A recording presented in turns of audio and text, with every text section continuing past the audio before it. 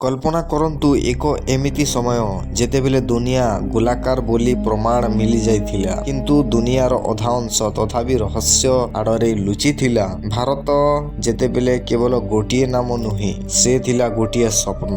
ସୁନାର ଚିଡ଼ିଆ, ମସାଲାର ସୁଗନ୍ଧ, ରେଶମର ଚମକ, ଏକ ଏମିତି ସ୍ୱର୍ଗ ଯାହାକୁ ପହଞ୍ଚିବା ରାସ୍ତା ଦୁନିଆଠାରୁ ଲୁଚିଥିଲା। କିନ୍ତୁ ସେ ମଣିଷ କିଏ ଥିଲେ ଯିଏ ମହାସାଗରରୁ ଚ୍ୟାଲେଞ୍ଜ ଦେଲେ ଆଉ କହିଲେ ଯେ ସମୁଦ୍ରକୁ ଫାଡ଼ି ମୁଁ ଭାରତ ଖୋଜିବି, ତୁଫାନର ଆସିଥିଲେ ବି? ଆଜି ଆମେ କହିବାକୁ ଯାଉଛୁ ସେହି ଖୋଜର କାହାଣୀ, ଯାହା କେବଳ ଭାରତକୁ ନୁହେଁ ସମଗ୍ର ବିଶ୍ୱର ଇତିହାସ ବଦଳାଇ ଦେଲା। 15 ଶତାବ୍ଦୀରେ ୟୁରୋପର ଅସ୍ଥିର ଥିଲା, ବ୍ୟାପାରିକ ରାସ୍ତା ଉପରେ ଆରବମାନଙ୍କ ନିୟନ୍ତ୍ରଣ ଥିଲା ଏବଂ ଭାରତ ମସଲାର ଜନ୍ମଭୂମି ୟୁରୋପୀମାନଙ୍କ ପାଇଁ ଏକ ଦୂର ସ୍ୱପ୍ନ ଥିଲା। ମସଲାର ଦାମ ସୁନା ପରି ବଢ଼ୁଥିଲା ଏବଂ ପ୍ରତ୍ୟେକ ରାଜାଙ୍କ ଚକ୍ଷୁରେ କେବଳ ଗୋଟିଏ ପ୍ରଶ୍ନ ଥିଲା, ଭାରତକୁ କିପରି ପହଞ୍ଚିବା? ପୁରୁଣା ରାସ୍ତାଗୁଡ଼ିକ ବନ୍ଦ ହୋଇଯାଇଥିଲା ଏବଂ ନୂଆ ରାସ୍ତା ଅଜଣା ଥିଲା। ଏହି ଅସ୍ଥିରତାରେ ୟୁରୋପର ହୃଦୟ ଏକ ଭୟଙ୍କର ତୁଫାନର ସୃଷ୍ଟି କରିଥିଲା।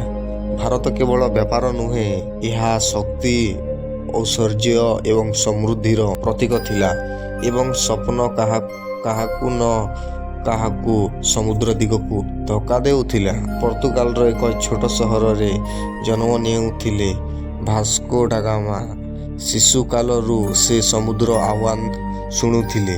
ତାଙ୍କୁ ଲାଗୁଥିଲା ଯେ ତରଙ୍ଗଗୁଡ଼ିକ ତାଙ୍କ ସହ କଥା କହୁଛି। ଦୂର ଦେଶ, ଅଜଣା ଭୂମି, ରହସ୍ୟ ଯାତ୍ରା କାହାଣୀ ଶୁଣାଉଥିଲେ।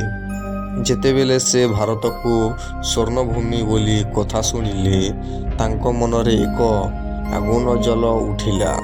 ସେ ସମୟରେ ୟୁରୋପ ଏକ ଧାରଣା ଥିଲା, ଯେଉଁ ବ୍ୟକ୍ତି ଭାରତ ପର୍ଯ୍ୟନ୍ତ ସିଧା ସମୁଦ୍ର ମାର୍ଗ ଖୋଜିବ, ସେ ଦୁନିଆର ଅର୍ଥନୀତିର ମାଲିକ ହେବ ବୋଲି କହିଥିଲେ। କିନ୍ତୁ ଏହା ସହଜ କାମ ନୁହେଁ।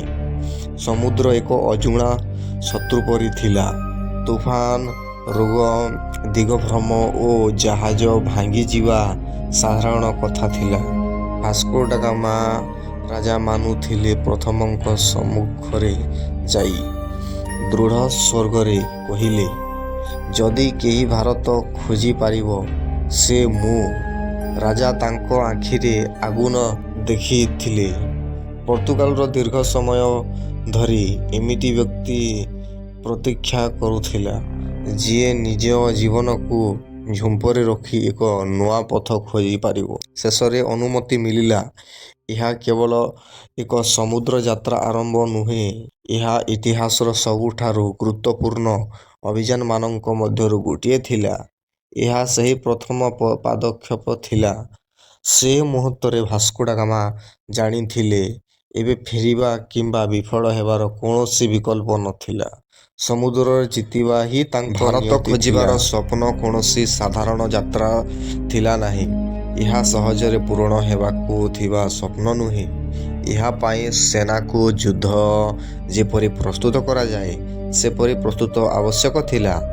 ଲିସବନ ବନ୍ଦରରେ ମାସମାନେ ଧରି ହାମ୍ବାର, ଦୌର, କାଠ ଓ ଲୁହର ଶବ୍ଦ ଗୁଞ୍ଜି ଉଠୁଥିଲା।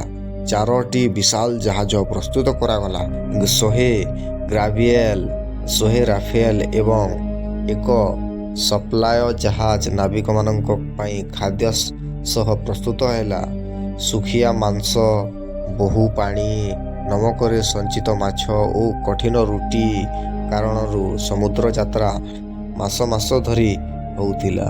ତାଜା ଖାଦ୍ୟ ମିଳିବା ପ୍ରାୟ ଅସମ୍ଭବ ଥିଲା।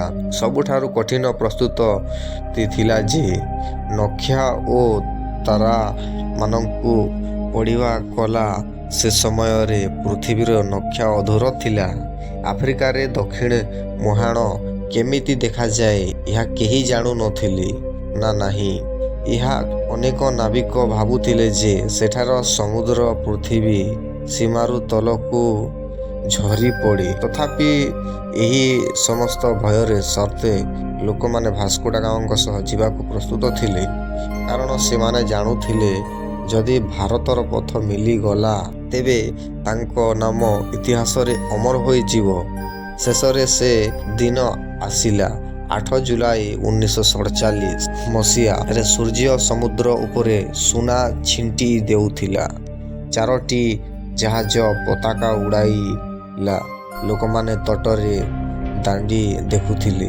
ଇତିହାସ ନିଜ ଶ୍ୱାସ ଅଟକାଇଥିଲା। ଭାସ୍କୋ ଡା ଗାମାଙ୍କ ଯାତ୍ରା।